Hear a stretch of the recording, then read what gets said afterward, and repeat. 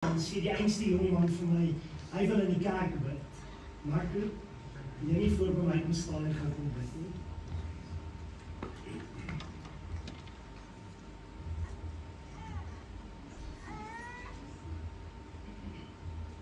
Mariana. So, ek was eendag by die gewigstoot, ek doen gewigstoot. Laas keer 6 meter ek wen. Eerste plek. Maar toe, B7, daar was 'n ouetjie wat 10 meter gestoot het. En dit, maar hy het so geklop. Jo. En ek dink nou so. Die Here vir hom krag gegee. En ek staan nog so. En toe stoot ek. Maar ek stoot 'n 5. En ek kan maar lag, maar elke liewe een het 'n kultuur. Soos hy kan drum speel. Hy kan drome speel. Ander kan gitaar speel. Ander kan klavier speel. Ander kan mooi swem. Sluit asseblief die oë. Here, baie dankie vir hierdie lekker dag. Here, ek staan hier so vir al die mense. En ek sê, met my hand in die lug, Here, gee vir ons die krag om ons kultuur die regte ding te maak. Here, ons wil nie dat sondes hier so in ons wees nie. Niks. Maar Here, die Bybel is hier so om ons te hou. Here, ek sê nou, elke liewe kultuur, soos Dominee Dani, hy kan mooi preek, en ek wil eendag soos hom wees. Here, daar's niemand so goed soos die Here nie. Maar, toe die duivel daar uitgeskop was ander jaar saam. Net nog maar sê. En vandag is ek hier so, om die Here te prys, om te worship. En hierso is nie 'n sitplek vir die duivel nie. Hierso is net die sitplek vir God. Dankie. Dankie, Marco. So jong en so passief. Maar ek is om die dinge gesê, my stem is onderweg. Ek wil vanoggend met julle verder gesels rondom hierdie tema van oordeel, en ek dink dis nog steeds 'n sensitiewe tema.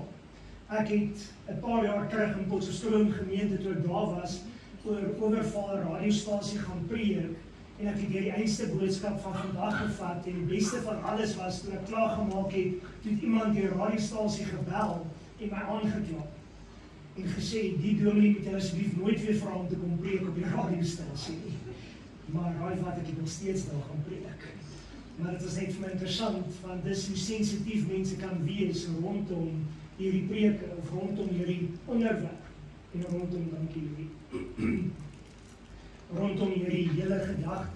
So as ons vandag na het kyk, wil ek net so vinnige agtergrond vir jou gee oor laasweek wat ons geraak het, en ons het na Matteus 7 gaan kyk, waar hy begin en vir ons die woord te sê, moenie oordeel nie, sodat julle nie geoordeel word nie. Maar die realiteit is dat ek en jy stop as mens by die woordjie, moenie oordeel nie. Dis waar ons vashou, dis waar ons stop, maar ons gaan nie aan nie. Die Here sê vir ons, moenie oordeel nie, nie met 'n punt nie, maar met 'n komma, en sê, want die maat waarmee jy oordeel, sal jy geoordeel word. En dis die realiteit, ek en jy mag nie oordeel nie, want jy sal geoordeel word as jy ander oordeel. Die maat waarmee jy meet sal vir jou gemeet word. Hoe jy kyk na ander, is hoe na jou gekyk sal word. Want met die oordeel waarmee jy oordeel, sal jy geoordeel word, en die maat waarmee jy meet, sal weer vir jy gemeet word. En waarom sien jy die splinter in die oog van jou broeder, maar die balk in jou eie oog merk jy nie op nie? En ons het gesien dat hierdie baie groter prentjie is, as net om te kan sê, Here, help my om die balk uit my oog uit te haal. Met ander woorde, as ek iemand wil oordeel, kom ek nie op 'n punt wat ons na die Here toe kom, en dat ons vir die Here moet sê, Here, help my, sodat ek self ondersoek kan doen in my hart, in my lewe, en dat ek my lewe kan regmaak voor U. Dat ek op 'n plek kan kom, dat ek kan sê, Here, ek wil die probleme, of die tekortkome, of die foute wat daar is, in my lewe kom herstel, sodat my oog oop en verlig en helder kan wees, dat ek kan sien om die splinter uit my broer se oog uit te haal. So hier's die groot geheim. Ek en jy wil altyd vashak en sê, jy mag nie oordeel nie, maar eintlik kom die Here met 'n baie groter boodskap en sê vir ons, pas op, moenie oordeel nie, want jy gaan dieselfde maat geoordeel word. Maar verder kom hy en sê vir jou, wanneer jy voel of agterkom daar's iets in jou broer wat jou pla, moet jy na jou eie lewe gaan kyk. En jy moet in die spieël gaan kyk en sê, Here, waar skiet ek tekort? Waar maak ek fout? Maak ek droog, sodat ek my lewe kan gaan herstel en kan genees voor God. En dan kom ek by die volgende aspek uit, wat ek kan sê, nou dat ek my lewe reggemaak het, nou dat ek skoon is, nou het ek die reg om my broer te vermaan. En nou gaan jy sê, maar Daniel, dan oordeel jy. Nee, daar's 'n groot verskil tussen vermaan en tussen oordeel. As ek jou oordeel, dan gaan ek jou sleg spreek en sê, mag jy doodgaan omdat jy dit of dit of dit gedoen het.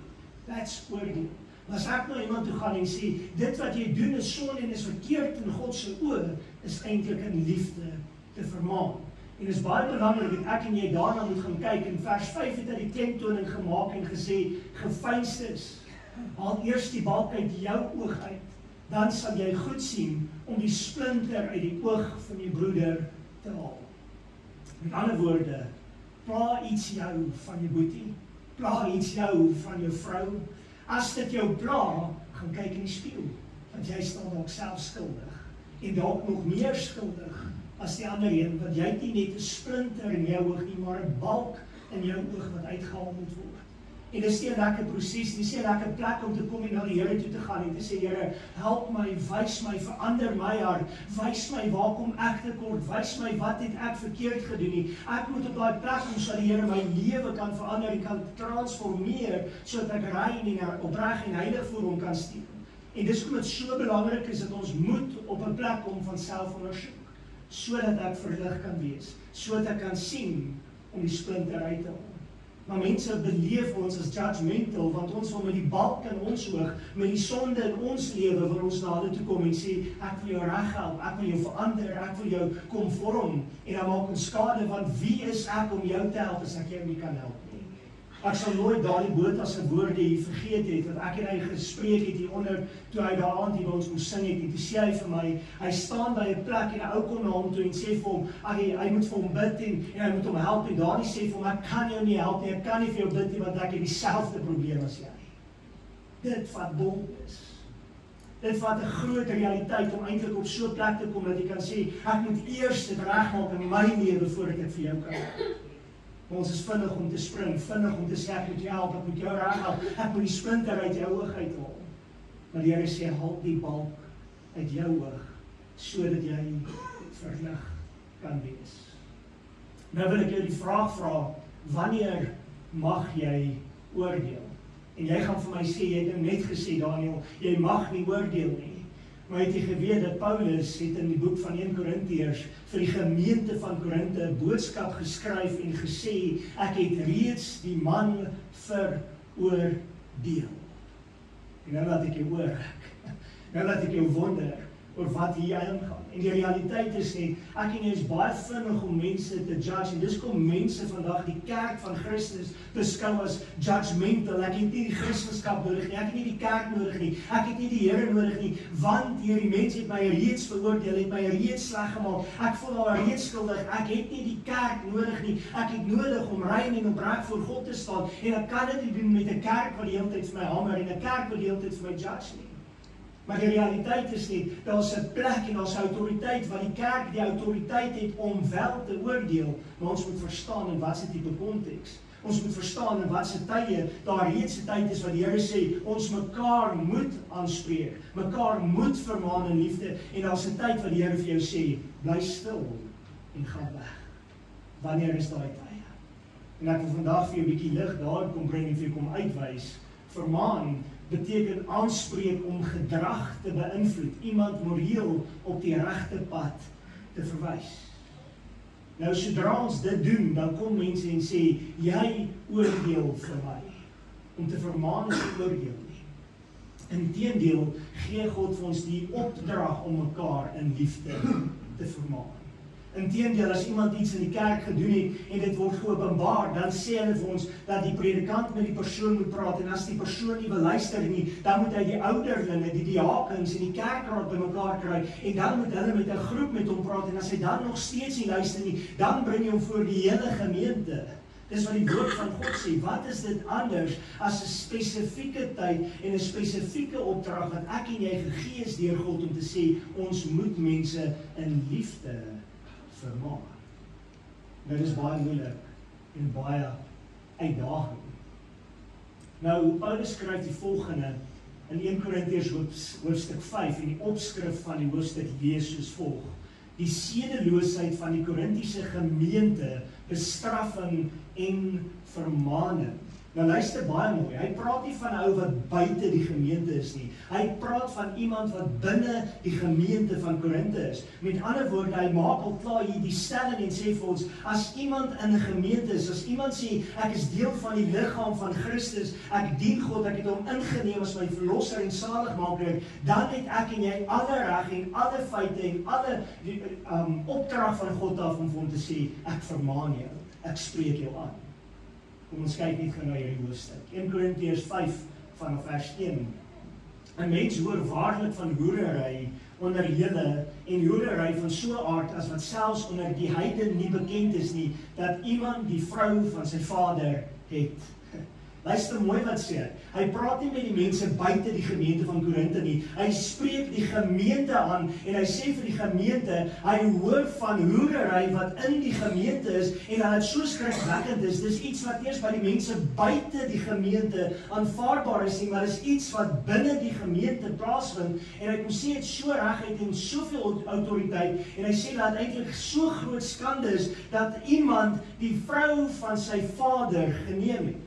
En ons kyk verder. Deuteronomium 22 vers 30 sê, 'n man mag die vrou van sy vader nie neem nie en mag die kombers van sy vader nie oplig nie. Sjoe. Hier kom hy en hy kom spreek dit baie duidelik aan in Deuteronomium en hy kom sê vir ons dat al het jou pa gesterf en sy vrou was vir jou mooi, mag jy die vrou nie vat nie. Dit was jou vader se vrou. Die oomblik wat jy al vat, wat gebeur? Jy onteer jou vader, jy lig eintlik sy kombers op. Kom ons kyk verder. Dan die altaar trek na gesit vir my baie snaaks daar agter en ek sien nou daai liggaam staan wat vir my baie vrae vra. Hier staan die sy antwoord, Deuteronomium 27 vers 20. Vervloek is hy wat met die vrou van sy vader gemeenskap het, want hy het die kombers van sy vader opgelig en die hele volk moet sê amen. Sjoe. Met ander woorde, hier is 'n vloeking wat uitgespreek word oor hierdie ou. Daar word duidelik in die woord gesê op 2 plekke al dat dit is glad nie aanvaarbaar voor God nie. In vandag se kultuur is dit sommer iets wat algemeens gebeur. Dis sommer 'n ding wat jy oor en oor sien en die woord sê eintlik baie duidelik vir ons, dis 'n skande. Dis hoekom hy daarbo vir ons sê, waarlik van hoerery onder julle en hoerery van so 'n aard as selfs onder die heidene nie bekend is nie. Met ander woorde, dis iets wat 'n gruwel is voor God. En hy sê duidelik, dit mag nie in die kind van God se lewe wees nie. En hy kom spreek nie aan en sê wat buite die kerk aangaan nie. Hy spreek die gemeente aan. Hoekom? Want daar's 'n man in die gemeente wat sê, ek het 'n verhouding met my pa se vrou. Skrikwekkend, skokkend, 'n waaglike ding. Nou asseblief, ek sê nie is in ons gemeente nie. As jy dit dalk gewonder het, hoekom praat ek daaroor nie? Die realiteit wat ek van praat is dat daar in 'n gemeente in Korinthe hierdie ding in die Bybel vir ons gegee is en dat hy eintlik vir ons 'n voorbeeld kom gee om te sê, as daar sonde in die kerk van Christus is, as daar sonde in die gemeente is, het ons die autoriteit om die persoon in God aan te spreek. En moet ons dit doen. Kom ons kyk verder. Vers 21 van Deuteronomium 27 sê vir ons, vervloek is hy wat met enige dier gemeenskap het, en die hele volk moet sê amen. vervloek is hy wat met sy suster, die dogter van sy vader, of die dogter van sy moeder gemeenskap het, en die volk moet sê, amen. Vervloek is hy wat met sy skoonmoeder gemeenskap het, en die hele volk moet sê, amen. Nou as jy na hierdie gedeeltes gaan kyk, dan sê baie mense, weet jy wat, die Bybel praat nie van seksualiteit nie, die Bybel praat nie van gemeenskap nie, die Bybel praat nie van al die groot sondes nie, maar as jy in die Bybel gaan kyk, van die begin af, regdeur tot die einde, spreek hy dit sommer op die daad aan. Met ander woorde, dit was al in die Bybelse tyd gewees, dat mans met hulle pa se dogter, met ander woorde, sy suster in 'n verhouding sou geklim het. Dit is al in die Bybelse tyd, dat mense met diere gemeenskap sou wou gehad het. Dis gruwelik, dis sonde, dis 'n vervloeking wat oor hierdie persoon gespreek moet word. En die Bybel kom sê dit duidelik vir jou en my. Kom ons kyk verder, 1 Korintiërs 5 vers 1. 'n Mens hoor waarlik van hoerery onder julle, en hoerery van so 'n aard, wat selfs onder die heidene nie bekend is nie, dat iemand die vrou van sy moeder het. Die Amplified sê baie mooi. It is actually reported everywhere that there is sexual immortality among you, a kind of immortality that's condemned even among the unbelieving Gentiles. But someone has an intimate relationship with his father's wife. Sure. Sien jy die prentjie? En wat skrikwekkend is, hy kom eintlik na die gemeente toe en hy kom sê vir die gemeente van Korinthe, dat julle het hierdie goed gesien, julle weet daarvan, julle spreek dit nie aan, julle bly stil en dis aanvaarbaar, dis okay, en julle leef maar net en julle lag dit eintlik maar af en sê, dis okay, die Here sal self met hom werk, die Here sal self in sy hart kom saai, en Paulus sê vir hulle, nee, kyk wat skryf Paulus, en tog is julle opgeblaas in plaas dat julle liewer getreur het, sodat hy wat hierdie daad gedoen het, kan verwyder word onder julle uit. Wat is dit anders as oordeel? Wat is dit anders as om binne die kerk, binne die konteks van Christendom, vir iemand te kan sê, jy leef in sonde en jy moet uitgeskei word, want jy wil nie God ten volle dien nie. Want wat my betref het ek liggaamlik afwesig, maar in die gees teenwoordig, alreeds besluit asof ek teenwoordig is, om hom wat so iets gedoen het, luister mooi die Amplified, For I, though absent from you in body, but present in spirit, have already passed what? Judgment on him who has committed this act, as if I were present. Paulus kom en hy sê vir hulle, ek het reeds hierdie man veroordeel. Ek het reeds hierdie man gejudge. Ons kyk verder, vers 4. In die naam van ons Here Jesus Christus, as julle vergader het, en my gees saam met die krag van ons Here Jesus Christus, om so iemand aan die Satan oor te lewer, tot die verderf van die vlees, sodat die gees gered kan word, in die dag van die Here Jesus Christus. Nou kan 'n mens mooi prentjie kry. Hier staan 'n ou wat in sonde vasgevang is. Hier staan 'n ou wat in soveel boosheid is, dat hy 'n bose seksuele, eintlik 'n egbreek verhouding met sy pa se vrou het. Hy word eintlik aangespreek en gesê, dis hoerery. En die gemeente lag dit af, en Paulus sê vir hulle, hy het reeds hierdie man veroordeel, en hy sê vir hulle, jaag hom uit, gooi hom weg uit hierdie huis uit, kry hom hier weg, en mense gaan sê, maar jy oordeel, en dan sê hy vir hom, dis reg, ek oordeel hom, ek gee hom vir sy sonde oor, en die dag as hy hom bekeer, dan omhels ek hom met volle liefde en sê welkom terug in die huis van die Here. Jy sien, die man moet skuldig voel. Hierdie man moet weet, hy is besig om verkeerd te doen. Hierdie man moet weet dat dit is nie aanvaarbaar in God se oë nie, en daarom moet jy hom in liefde vermaan, en ja, as hy vir jou kwaad is, dis ook okay. Dis wat die woord van God sê, let him go, let him live in his sin, let him go fully into this world. Wat sê prentjie kry jy hier? Die seun wat na die pa toe gekom het, die verlore seun, en vir sy pa gesê het, Vader, gee my erfporsie, want ek is jonk en ek wil gaan leef en ek wil lekker gaan kry. En die pa sê vir hom, dis reg my seun. Met ander woorde, daai seun het eintlik na sy pa toe gekom en vir hom gesê, Dad, ek wens jy's dood. Ek vervloek jou. Ek wens jy sterf. Gee my geld, dat ek my paai kan vat en waai. Dis wat hierdie jong man vir sy pa kom sê. En hy het weggetrek na 'n ver land toe. En wat het daar gebeur? Hy het geld gehad, hy het rykdom gehad, hy het vriende gehad, hy het weelderig geleef, hy het in hoerery geleef, hy het in sonde geleef en eintlik het op 'n plek gekom dat hy alles verloor het en daar het 'n hongersnood uitgebreek in die land. En wat doen hy? Hy gaan werk by 'n man en die man sê vir hom, gaan pas my varke op. En hierdie jong man sit in die varkhok tussen hierdie stink en tussen hierdie reuk en hy kom tot sy sinne en hy besef by homself, Here, my pa se diensknegte is beter as ek.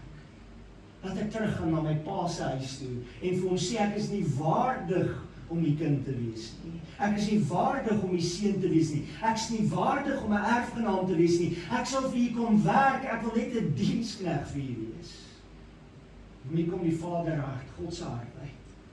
God kyk na jou en my en hy sal vir jou en my kyk en sê, ek wag vir jou om terug te kom. Ek wag vir jou, jy het jou voluit gaan leef in die sonde en hy kyk uit elke dag, wanneer kom hierdie seun terug? Wanneer is hy op pad terug? En die woord sê vir ons, die Vader het die seun gesien van ver af aankom en hy het gehardloop en wat het hy gedoen? Sies man, jy stink, moenie naby my kom nie. Nee, die seun wat uit varkhok uitkom, hy gryp hom, hy omhels hom, hy gee vir hom 'n drukkie, hy gee vir hom liefde, want dit is sy seun. En dis presies wat ek en jy moet verstaan. As ons in sonde leef, gaan die Vader ons aanspreek en sê, gaan weg. Maar die oomblik wat jy terugkom, gaan hy jou embrace en sê, welkom. Welkom. Dis baie keer hard om vermaan te word. Dis baie keer seer en baie keer moet jy alles verloor. Sometimes you need to lose everything so that you can be worthy of something. Julle roem is nie mooi nie. Weet julle nie dat 'n bietjie suurdeeg die hele deeg suur maak nie? Suiwer dan die ou suurdeeg uit sodat julle 'n nuwe deeg kan wees, soos julle inderdaad ongesuurd is, want ook ons Paaslam is vir ons geslag, naamlik Christus. Kyk gou na hierdie prent.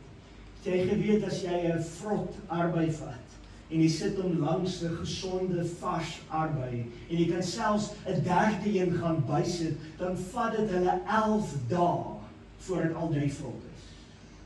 11 dae. Nou dink gou so daaraan. Hy praat in hierdie gedeelte van suiwer die suurdeeg uit julle uit en dat ons nie suurdeeg kan toelaat in 'n gemeente konteks nie. Dis wat Paulus hier skryf. En hy sê, hoekom nie? Want as een persoon in sonde is, as een persoon met ander mense verhoudings gaan bou, wat gaan gebeur? 11 dae later gaan 3 van hulle vrot wees. Kan jy jou indink wat gebeur op 22 dae? Kan jy jou indink wat gebeur op 33 dae? As een persoon vrot is, gaan almal vrot wees. Dis hoekom dit so belangrik is dat ek nie op 'n plek moet kom dat ons kan skoon wees, rein wees, vrygemaak wees van hierdie boosheid. Vers 8 sê, laat ons dan feesvier, nie met die ou suurdeeg of met die suurdeeg van ondeeg en boosheid nie, maar met die ongesuurde brode van reinheid en waarheid. En ons kyk verder. Ek het julle in my brief geskrywe om nie met hoereerders om te gaan nie. Kyk, skryf hier Jakobus 4 vers 4. Egbreekers en egbreeksters, weet julle nie dat die vriendskap van die wêreld vyandskap teen God is nie? Luister mooi na daai woord. Hy sê vir ons in sy woord, in hierdie gemeente se konteks sê hy, jy mag nie met hoereerders omgaan nie, en dan dink ons dis mense wat seksuele sondes doen, maar eintlik kom hy en hy sê, as jy 'n vriend van die wêreld is, jy 'n egbreeker en 'n egbreekster, wat is dit anders as hoerery? Hy kom met 'n beklemtoning en sê vir ons, as jy die vriend van die wêreld is, met ander woorde, enige bietjie son in jou lewe toelaat, is jy besig om vrot te word. Is jy besig om 'n hoereerder te wees en jy word nie 'n vriend van God nie, die vyand van God. Kyk verder, vers 10. Dit wil sê, nie die hoereerders van hierdie wêreld of die geregigeards of rowers of afgodedienaars in die algemeen nie, want dan sou jy uit die wêreld moet uitgaan. Luister mooi. Hier kom hy en hy maak 'n onderskeid tussen wie buite die kerk is en wie binne die kerk is.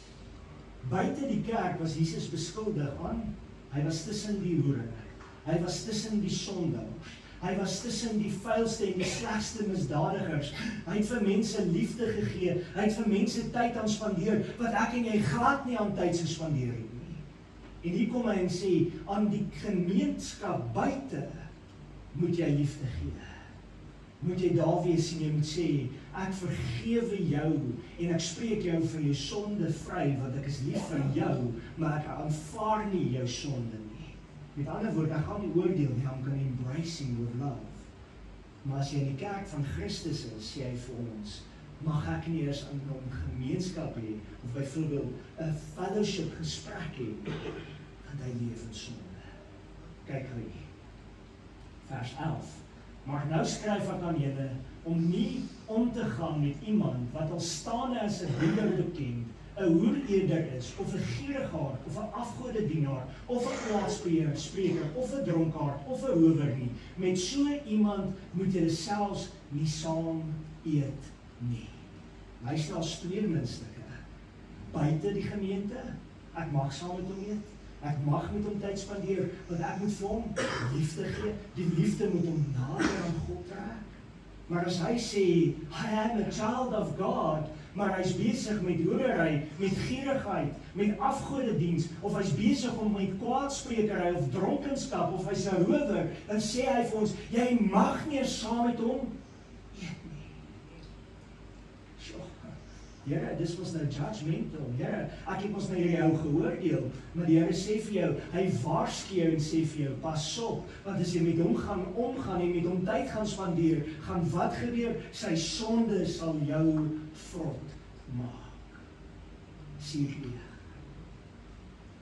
Vers 12, en waarom sou ek die wat buite is oordeel? Oordeel julle nie die wat binne is nie? Luister mooi. Hoekom wil ek die wat buite in die wêreld is, wat sondaars is, wat nog nie tot die lig gekom het nie, hoekom sal ek hulle oordeel? Mag nie. Maar hom wat binne is, moet ek oordeel. Eina. Nou gaan mense sê, ek kom nooit weer kerk nie. God oordeel die wat buite is, maar ons moet die wat binne is, in liefde vermaan. In liefde aanspreek. En as hy nie hoor nie, sê ons vir hom, gaan en dien die wêreld teen volle. Vers 13, maar die wat buite is, oordeel God, verwyder tog die slegte mens onder julle uit. Dis wat Paulus skryf, vir die gemeente van Korinthe. Sjoe, vra mense baie keer doop nie, maar hoekom trap jy so 'n bietjie op toon op 'n Sondagoggend? Ek het alle autoriteit. Ek mag nie stil bly nie. Ek moet in liefde hierdie goed aanspreek. Andy Stanley het gesê, en ek quote hom, sometimes judging is the loving thing to do. Hoor jy? Sometimes judging is the loving thing to do. Maar as dit vir iemand is wat sê, I am a child of God, en ek oordeel hom, dan hy maak sy lewe reg, het daai oordeel gewerk in sy lewe, dit het hom teruggebring na God toe. Maar as dit hom laat skuldig voel en kwaad maak, en hy sê, ek haat die kerk en ek is hier uit, let him go. But if he comes back, I will embrace you with the love of God. Ek en jy sukkel baie keer om met mense 'n paadjie te kan stap. Mense gaan jou teleurstel, mense gaan jou seermaak, mense gaan jou beskinder, mense gaan jou afkraak, mense gaan inbel as jy 'n boodskap soos die preek op 'n radiostasie. Dink jy verstaan nou hoekom hulle my gebel het en gesê, wat op aarde het jy gepreek? Nou wat baie interessant gemaak het daai dag is, hulle vra, die radiostasie het nie moed om dit te doen nie, so raai die vra hulle. Dominee Frans Erasmus van Klerksdorp, kerk van die Nasarene, om vir Dominee Daniel van Potchefstroom, Agapai gemeente kerk van Nasarene te bel en te sê, wat op aarde het jy gepreek? En ek sê vir hom, 1 Korintiërs 5. En hy sê vir my, keep doing what you're doing, brother. En ek het aangegaan met preek. Jy sien, mense hou nie daarvan as jy vir hulle die woord gee nie. Mense hou nie daarvan as jy die woord preek nie. Mense hou nie daarvan as jy hulle leer en vermaan en aanspreek en wil sê, jy moet groei en jy moet geestelik verdiep nie, want dit maak seer. Dis asof die Here letterlik daai bytel vat en daai hamer vat en hy begin in jou in te kap en hy begin jou te skaaf en hy begin jou seer te maak. En weet jy wat, as jy nog getroud is, en jy het 'n vroutjie soos wat ek het, se man van, dierbare mens, dan as ek ietsie doen of sê, dan kom sy en tigtig sy my oor my vingers en sê vir my, Daniel, onthou jy jou eie woorde sonoggend. Daniel, jy mag nie oordeel. Daniel, daai ou is nie in die kerk nie, het nie reg in sy lewe nie. En dan sê Daniel, maar hy ry soos 'n, of kan jy nou sien hoe staan hierdie mense al die president vol? Hoe oordeel ek en jy mense buite? En ons regverdig dit en ons dink ek het die autoriteit. En ek het eintlik geen autoriteit nie. Geen reg nie. God oordeel die wat buite is. Maar as jou boetie kind van Jesus is, as jy hom liefhet, sal jy hom vermaak. As jy hom liefhet, sal jy hom aanspreek. Omdat jy hom liefhet, sal jy na hom toe gaan en vir hom sê, die of die het onder my aandag gebring. En ek wil net vir jou sê, dis nie reg nie.